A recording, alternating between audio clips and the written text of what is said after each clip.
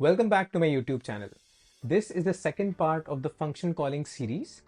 If you have not checked out the first part, I recommend that you check that out first because this is a continuation. In this video, we are going hands-on. We'll set up this free Gemini API key and we'll walk through a complete function calling example step by step. So let's dive straight in. We have a few examples to explain the concept, but before that, we will need to set up Gemini API key. So we'll be using the Gemini API via the google.genai Python package. We'll quickly grab a free API key from the Google AI Studio. You will you will require a Google account for this. So let's go to Google AI Studio. I am logged into my account to my Google account. Okay. What you would do is once you arrive at the Google AI Studio, you could press on Get API Key. I've created an API key, but I'll still show you how to create one. You can go on Create API Key. You can type the API key, the name of the API key, okay? And then you can select a cloud project. If you have not created one, you can just create a project and you could say probably the same name, Gemini testing project. So once you create the project, it'll take a few moments. Now you select that project, you name your key and you create your key. So it will take a moment. Now this is the key that we created. What you can do is you can copy this API key. You can go back to the Google Colab. You can go to secrets. Now in this secrets, you can create a new secret. You can paste the key that we just copied. You can paste it here. So it got pasted. And then you can name it as Gemini API key because that's the key, that's the name of the key that we are using across this notebook. Okay. I won't create it again because I've already created. Once you create it, you enable it, and this is how you use it. Now this is there as part of the code, but for the code to run, you need to set up the secret where you need to provide the API key. Okay. Let's resume where we were. So assuming that you have successfully created the API key and added to the secret of Google Colab, let's look at a function calling flow example. Here we'll define a function that the model can call to control smart lights. Think of this as the model being able to interact with the real world, and these smart lights are part of your smart home, and based on the prompt that you give, which could be through voice, the model is able to call this tool and hence control the smart lights. Okay, so let's have a quick look at it. Now what we define here is a function tool. The name of the function is set light values, as we'll see here. We said that we have to provide a JSON function declaration. Okay, so this is the function declaration for this function. Now we'll go in depth about how to specify this schema and this OpenAI schema and so on.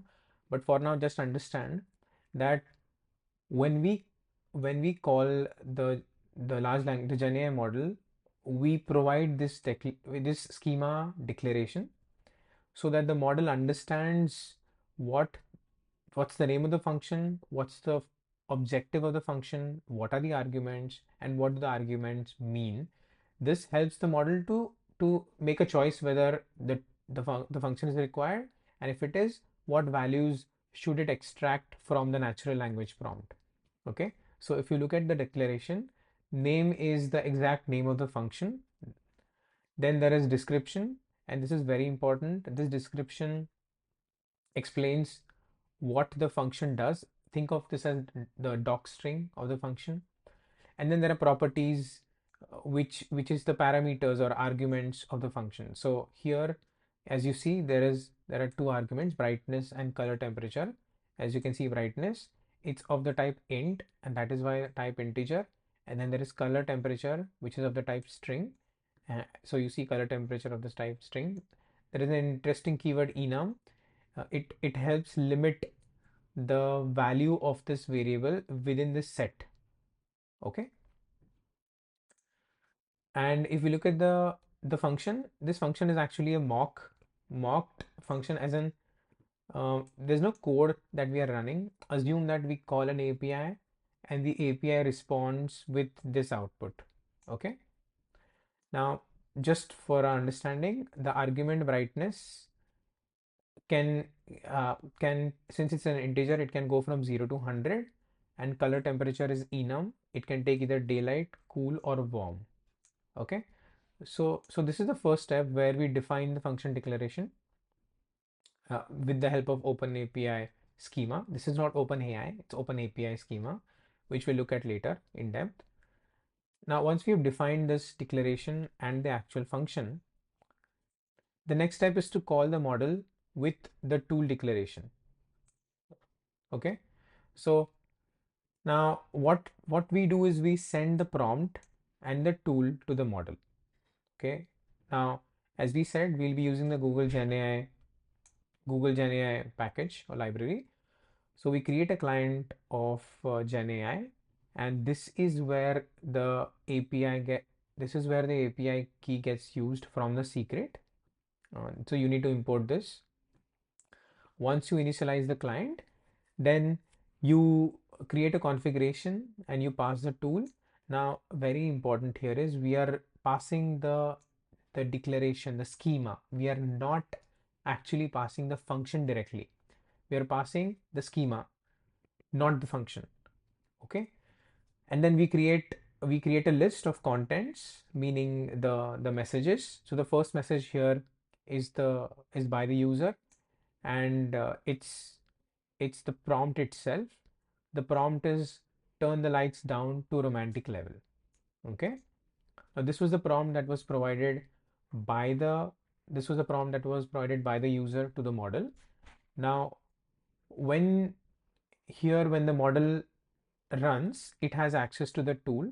So it looks at the prompt and it realizes that to turn the lights down, it needs to access the tool declaration that we gave. So what it does, it then accesses this tool declaration and it returns a tool call, which we looked at in the terminology section. Okay. So it returns a tool call, which looks like this.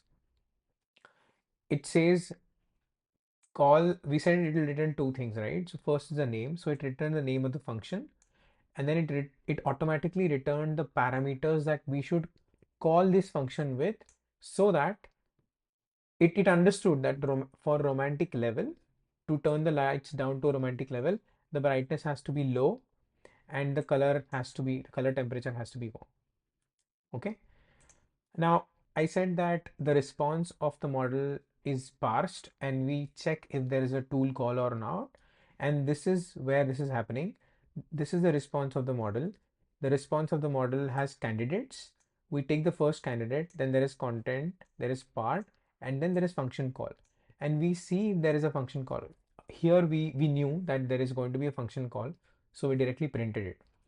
Now, for better understanding, I've pasted this link here. This will help you understand what is the response schema of the model. If we just go to the URL, you will understand that the response schema has these many fields to begin with. Now, if we try to relate to what we have done, if you see we went into candidates, so you should see candidates here. So we went into candidates. Okay, now in candidates, we went into content. So you will see content here. Okay, so let's go to content. Inside content, we went into parts and function call. Okay, so let's go to parts, and inside part, you will see that there is a function call. Now this you can use this link to understand how does the response schema look like and how you can parse that response schema for your purpose, like we parsed to check if there's a function call. Okay, so hope this helps. So coming back at this point, what we did was we called the model with the tool declaration, and what the model responded was with a tool call saying the application, for example, we are the application and we sent the prompt and the tool declaration to the model. The model told us, gave us a response. It said, call this function and use these parameters. Okay.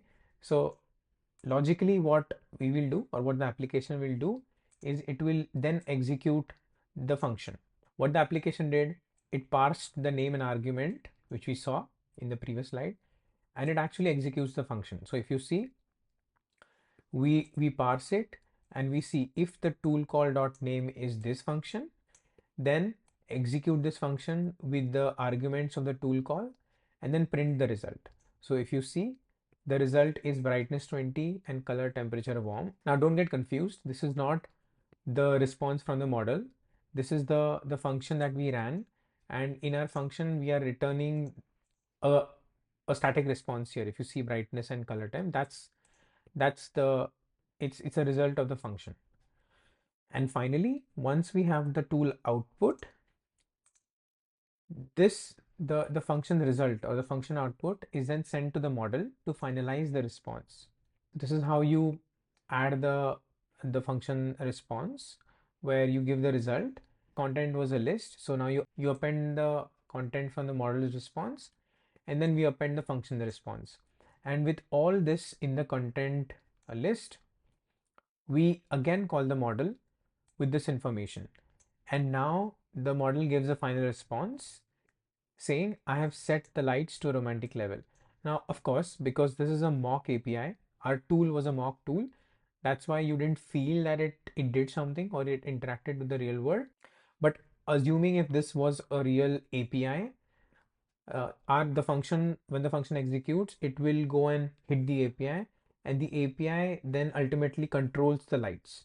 So this is how the GenAI model is able to interact with the real world. And that wraps up part 2. You have just seen function calling in action using Gemini. In the final part, we will go beyond the basics. We will explore advanced examples and best practices you can use in your own projects. Catch you in the next one.